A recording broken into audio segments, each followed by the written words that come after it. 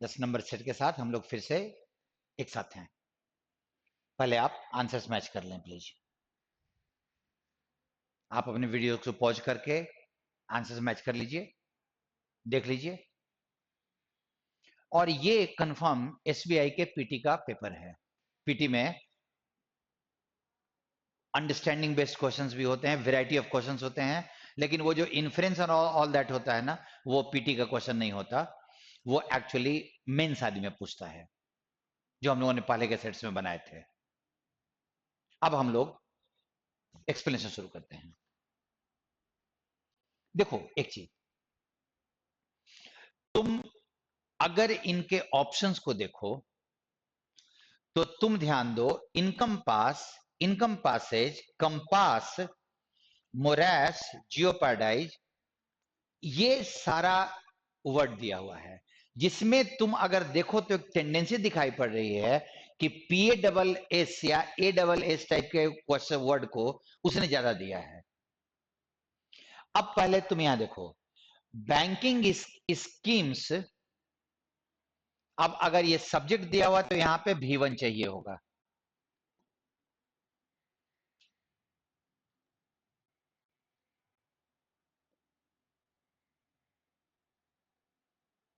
Just a minute, verb का first form चाहिए होगा वहां पे। तो अगर ये वर्ब का फर्स्ट फॉर्म यहां पे मेरे को डालना है तो तुम्हारा इनकम्पासेज कैंसिल हो जाएगा। कंपास कोई वर्ब नहीं है। और wide range of financial initiatives offered by, positive word चाहिए। तो आपके पास अगर वो देखा जाए तो हमको इनकम पास मींस इंक्लूड का मतलब होता है, वर्ड उसने रखा है काम लायक, ताकि 5 अगर क्लोसेस है ना तो ऑप्शन बताएगा कि तुमको कितने क्लोसेस को तुमको सही से बनाना है। अगर वर्ड मीनिंग कमजोर है तो दिक्कत हो सकती है यहां पे इस क्वेश्चन में, डजंट मीन के सब में। अगला वाला क्वेश्चन देखते हैं। इसमें एक बहुत तरह के offered by banks and financial institutions, these schemes are design to meet the dash needs of individuals. कैसे नीड्स? अब वो जो डाला है उसने वर्स, वर्ज, डाइवर्स, उसने एक ही टाइप के टोन के अधिकतर वर्ड्स टिकअप कर लिए हैं। अब अलग अलग नीड्स, विभिन्न तरह के नीड्स ऑफ द इंडिविजुअल्स, तो तुम्हारा डाइवर्स का मीनिंग अलग अलग तरह का होता है, विभिन्न तरह का। डाइवर्जेंट जब विचार अलग अलग तरह के हों। मैं तुमको अगर वर्ड मीनिंग की बात करूं तो मोरास का मतलब दलदल होता है, जियोपार्डाइज का मतलब होता है किसी को खतरे में डालना, इनकम पास का मतलब इंक्लूड, और कंपास तो तुम्हारा अपना होता है, ये जो भी है। डाइवर्जेंट अलग अलग व्यूज होते हैं। डेविएंट जो रास्ते से डेविएट कर जाए उसको डेविएंट कहा जाता है। वर्ज कागार होता है, ऑन द वर्ज ऑफ, और वर्स मतलब पोएम, तो वो जाना नहीं है। तो डाइवर्स मतलब अलग अलग तरह के needs of individuals, businesses and communities. They include services like saving accounts, loans, investment opportunities and financial education program. The primary goal of these, मैं अभी अगला ऑप्शन नहीं भी देखूं, दीज के बाद प्लुरल चाहिए। तो प्लुरल में तो अभी ये क्वेश्चन में भले ही भारी वर्ड दिया हुआ है, तुम्हारे पास इसके अलावा और कोई प्लुरल है ही नहीं। बाकी सब में तो दीज लगा हुआ है, दीज के बाद प्लुरल चाहिए था। Is to promote financial inclusion, ensuring that a broad spectrum of the population has dash to banking services. Has के बाद एक तो यहां पे नाउन आ सकता है, राम हैज पेन या राम हैज प्लेड, या फिर वर्ब भी3 चाहिए, और जो वर्ड लगेगा उसके साथ प्रीपोजिशन 2 चाहिए। तो एक्सेसिव वर्ड जाएगा ना, V3 है नहीं, और एक्सेस टू बैंकिंग सर्विसेज। तो ये इक्लेक्टिक और अपेक्स और असेस तुम नहीं भी, असेस का मतलब एनालाइज करना होता है। सो तुम्हारे पास ऐसा कोई वर्ड नहीं है यहां पे जो, ये क्वेश्चन भी आसान था। Additionally, banking schemes empower customers to manage their finances effectively by providing dash solutions. कैसा सॉल्यूशन हमको देते हैं, जरा देखो तो, कैसा सॉल्यूशन? ट्रिम मतलब काट के छोटा करना होता है, ट्रेटर। अब वो टेलर्ड सॉल्यूशन का मतलब जरूरत के हिसाब से जैसा है वैसा, टेलर्ड। सो इस क्वेश्चन में अगर आप एक आध छोड़ दो और 3-4 बनाओ तो बहुत अच्छा माना जाएगा इसको। यहां देखो, डबल फिलर, द इनिग्मेटिक। देखो, जब भी वो काम कर रहा है ना तो वो बहुत सारा वर्ड ऐसा दे रहा है जिसमें वर्ड मीनिंग का तुमको प्रेशर रहे, और वो तुमसे बोलता है कि उस वर्ड मीनिंग के भीतर में रहते हुए भी भारी वर्ड के बीच में तुम अपने अंडरस्टैंडिंग का यूज करके, वो ये नहीं बोलता कि इन शब्दों का अर्थ चाहिए, वो बोलता है कि अपने अंडरस्टैंडिंग का यूज करके डिफिकल्ट वर्ड्स के बुरे इफेक्ट को तुम बचाओ। जैसे तुम ध्यान देना, the artist work not only dash the boundaries of traditional art but also a profound sense of wonder। तो उसने सीमित नहीं किया है, कन्फाइंड का मतलब सीमित करना, ऑब्सक्योर नहीं किया है, ऑब्सक्योर का मतलब धुंधला करना होता है, ये तीनों मैं रखता हूं, but also a dash sense of wonder. उसने वंडर, आश्चर्य मतलब का सेंस भी जगाया है। अब जरा देखो तो, डिमिनिश कम करना, सबसाइड कम करना, बच गया तुम्हारा इवोक। मैं ये पक्का मानता हूं कि ये क्वेश्चन तुमसे गलती ज्यादा कराएगा। सही आप में से जितने लोगों ने किया है बहुत अच्छा बनाया है। उसने ना सिर्फ नॉर्मल ट्रांसेंड मतलब किसी सीमा से आगे निकल जाना, इवोक मतलब कोई कोई मन में रिएक्शन जगाना, वो मैं बता दूं आप बना लो, वो अलग चीज है। लेकिन तुम एग्जामिनेशन हॉल में बैठे हो तो तुम कितनी गलतियां कर रहे हो ये काउंट करो। Again, as the archaeologist excavated the ancient tomb, archaeologist ने पुराने मकबरे को, पुराना कब्रगाह को उसने खोदा, they discovered a trove of dash artefacts. उनको कैसा मिला? अब उसने जानबूझ के ऐसा वर्ड दिया है जो तुमको मुश्किल लगे। पहले समझो, that shed light on the civilizations enigmatic rituals and customs, जो उस सिविलाइजेशन के चीजों पे प्रकाश डालता है।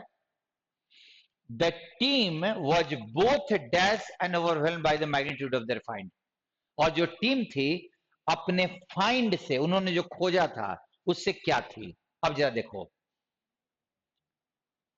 एप्रीहेंसिव, ये क्वेश्चन भी उसने वर्ड मीनिंग का दिया है। अब क्या था कि अगर तुमको वर्ड पता होता तो सेकंड में एक्सटैटिक और रिलेटेड दोनों का मतलब होता है वेरी हैप्पी। ठीक। अब इजोटेरिक और एंटिक्वेटेड, एंटिक्वेटेड का मतलब होता है पुराना। तो जब उसने एंशियंट टॉम्ब खोदा है तो उसमें मॉडर्न चीजें थोड़ी मिलेंगी, तो ये वाले का कोई लॉजिक नहीं बनेगा, इसका नहीं। एंटिक्वेटेड आर्टिफैक्ट्स, पुराने कब्रगाह को आर्कियोलॉजिस्ट जब भी खोदता है तो उसको मॉडर्न चीजें नहीं मिलती, पुरानी चीजें ही खोद के निकालता है वो पुरातत्व विशेषज्ञ। अगेन एक भारी वर्ड का, अभी मैं नहीं जा रहा हूं क्योंकि 5 क्वेश्चन है, तो 5 में से मेरे से कितना बनने लायक है ये तुमको समझने का है, और वो देगा, ऐसा नहीं है कि नहीं देता है। amidst the cacophony of modern life, वो जानबूझ के ऑप्शंस, वो वर्ड्स चुनता है। Where the pursuit of material wealth, हम मटेरियल वेल्थ प्राप्त करने की कोशिश कर रहे हैं। ऑफन ओवरशैडोज, वो छा जाता है, ओवरशैडो कर देता है the quest for inner, inner क्या, जरा सोचो तो, माइनस करो कुछ चीज को, जिसको माइनस कर सकते हो कर लो, प्लस मत करो, अभी चुनो मत, छांटो जिस चीज को तुम कर सकते हो। स्टेगनेट करना, गति में तुम पढ़े होगे, मेडियोक्रिटी मेडियोकर से बना है। मैं ये काट लेता हूं ये जानते हुए कि तुमको और कुछ नहीं आ रहा है। Many find solace in moments of quiet contemplation, quiet शांति चाहिए होता है, उसमें उनको वो मिलता है। Seeking to pacify the wild currents of existence, हम वाइल्ड चीजों को, वाइल्ड करंट जो धारा बह रही है एकदम, उसको हम पेसिफाई करने की कोशिश कर रहे हैं। With a sense of serenity, serene तो हम लोगों ने पढ़ा होगा, सेरेनिटी शांति, एंड जरा सोचिए, अपैथी, कैंसिल, एम्बिगुअस से बना है एम्बिग्विटी, डाउटफुल, कैंसिल, इक्वानिमिटी मतलब बैलेंस। वो इस डबल फिलर में आप रियलाइज कीजिए, हर क्वेश्चन में वर्ड का टेंशन दिया है उसने। मतलब ये कि डबल फिलर अगर तुम्हारे पास एसबीआई के कहीं पीटी में आता है तो ये वर्ड मीनिंग का खेल होगा, और वर्ड मीनिंग हम में से अधिकतर का कमजोर है, तो तुम्हें अपने एरर्स को बचाने हैं। ध्यान देना। देखो एक एक्चुअली क्या होता है बैंकिंग में, बैंकिंग में क्या करता है ना कि पीटी में तुम्हारा स्पीड मैटर करता है, तो वो चाहता है तुमसे कि तुम कंप्रीहेंशन बनाओ। तुम लोग एक तैयारी का ध्यान रखना, अगर जितना टाइम मैं इन क्वेश्चंस को दे रहा हूं बनाने के समय में इतने भारी भारी आ रहे हैं कि उसका कोई इलाज नहीं है। अगर तुम इसी के जगह पे कंप्रीहेंशन को सॉल्व करते तो इस 5 क्वेश्चन को बनाने में जितना तुमने कंप्रीहेंशन, जितना टाइम लगाया है ना, उतना ही टाइम तुमको कंप्रीहेंशन के 7-8 क्वेश्चन को बनाने में लगता, और वो 7-8 तुम श्योर रहते। तो वो चाहता है कि तुम पीटी में, अगर वो आसान क्वेश्चन दे तो तुम बना लेना, अभी अभी भी देख रहे हैं 2 क्वेश्चन। पीटी में तुम कंप्रीहेंशन जरूर बनाओ, मेंस में तो एक बनाना ही पड़ेगा 2 में से। पीटी में वो कंप्रीहेंशन को टारगेट करता है। तुमने पिछले वाले सेट में तुमने सेंटेंस अरेंजमेंट देखा था, 2 क्वेश्चन निकालने के लिए बोला था, यहां भी देख लो कितना निकालने के लिए बोल रहा है। In the world of advance technology where creativity and innovation are the dash, जहां पे क्रिएटिविटी और इनोवेशन ये है, एक्सेप्शन काट देंगे। तुमको और जो रखना है रखिए, काटने का है काट लीजिए अगर कट सकता है तो। Companies must constantly seek ways, company को रास्ता खोजना होगा to dash their products, products को क्या करने के लिए, स्टेगनेट, स्टैंडर्ड, क्योंकि 2 के बाद V1 चाहिए, अपग्रेड हो सकता है, स्ट्रीमलाइन हो सकता है। उसने 2 जगह पकड़ा। अब तुमको बोल रहा है कि एंटीथेसिस और बेंचमार्क में से एक, और अगर तुमको मीनिंग याद होता तो एंटी लगा है तो वैसे भी वो निगेटिव वर्ड है, काट लो इसको। बेंचमार्क, प्रोडक्ट को अपग्रेड करना है, स्ट्रीमलाइन भी हो सकता है, कॉमन एरर। अब जरा देखोगे एसबीआई में है, सॉरी कॉमन एरर नहीं है, ये एक सेंटेंस को काट के आगे पीछे कर दिया है और तुमसे बोल रहा है कि इसको अरेंज कर दो, मतलब एसएससी का अरेंजमेंट की तरह ही है, बस सेंटेंस इज करेक्ट ऐसा करना था। और तुम देख लो, डिस्टिंग्विश्ड पैनल ऑफ एक्सपर्ट्स तो होगा ही ना, तो ए के बाद तो तुम्हारा डी आएगा ही आएगा, ए के बाद डी, एक के बाद डी नहीं है, एक के बाद डी, एक के बाद डी नहीं है, बी से तुम्हारा पहला शुरू हुआ दोनों में। अब वो बोल रहा है कि सी बीच में आएगा कि नहीं आएगा। क्या तुम बी से शुरू करते हो? अब शुरू कर लो। इन इनिशिएटिव बाय द लोकल, अब लोकल के बाद तो देना पड़ेगा ना, डिस्ट्रिक्ट स्कूल तो जाएगा ही ना, तो बी के बाद तो ए आना ही है। बी के बाद तो ए आ ही रहा ना। ये क्वेश्चन आसान दे दिया उसने, डबल फिलर ज्यादा अच्छा है कि इसको बना लो। 11 नंबर देख लो। 11 नंबर में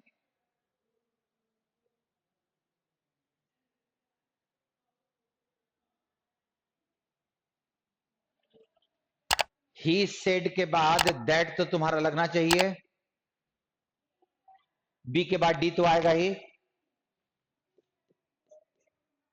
said that,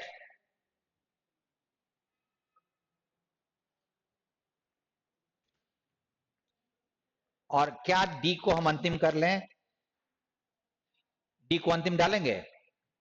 steps to switch to के बाद कुछ आगे बढ़ेगा ना, तो डी अंतिम जाएगा नहीं, तुम ले लो। और ऐसे करके अब तुम पढ़ डालो।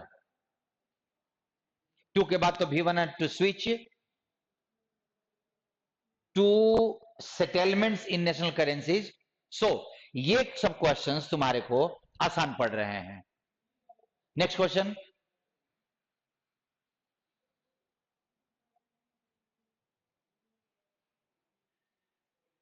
अब लिखा हुआ है कि हैव बीन प्लग्ड, तो leakage have been plugged, leakage को रोक दिया गया है।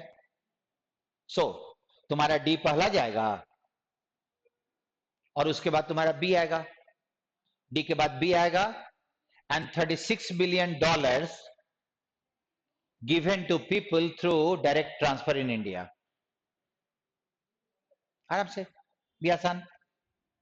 नेक्स्ट, कॉमन एरर, और कॉमन एरर को उसने ट्विस्ट ये दिया है कि आपसे कहा कि कौन से दो पार्ट में एरर है, पहले एक पार्ट निकालो जिसमें तुमको एरर है।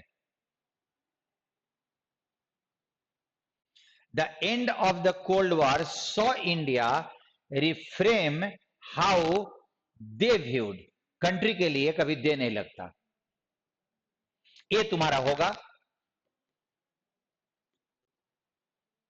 अब डी को देख लो, engagement with the only superpower at the time.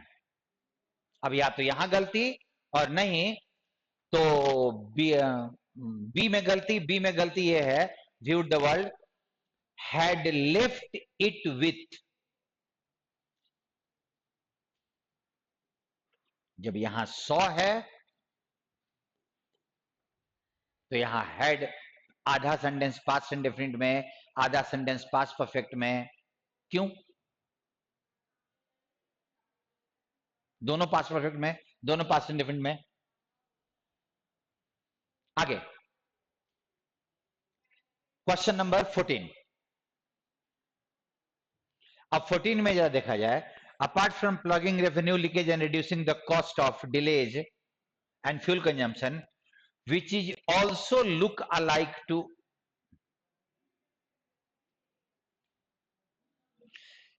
आप में से बहुत सारे लोगों ने इसमें लुक अलाइक को पढ़ के ये मान लिया होगा कि गलती है,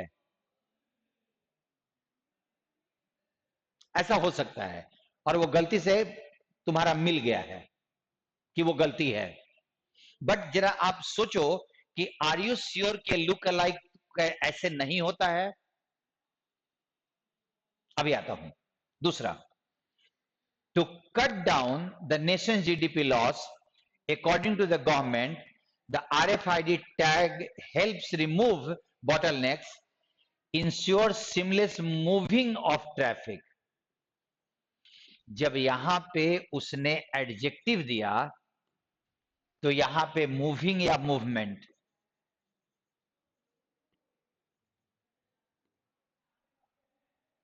सोचो ऐसे क्वेश्चन को पढ़ने के लिए कौन से ग्रामर की जरूरत पड़ती है, किस नियम कानून की जरूरत पड़ती है, जहां पे मूविंग कट के मूवमेंट लिखा रहा है।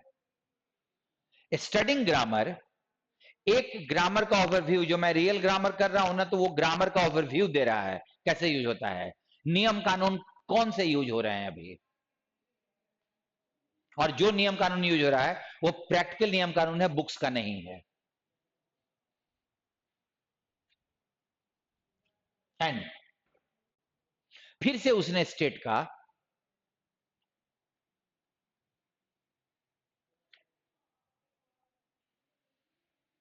तुमसे पूछा कि स्टेट को यूज कहां कहां किया हुआ।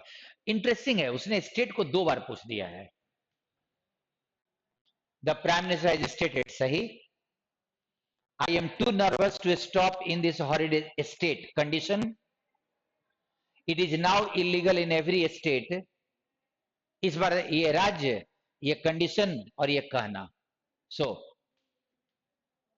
All the 3 are correct.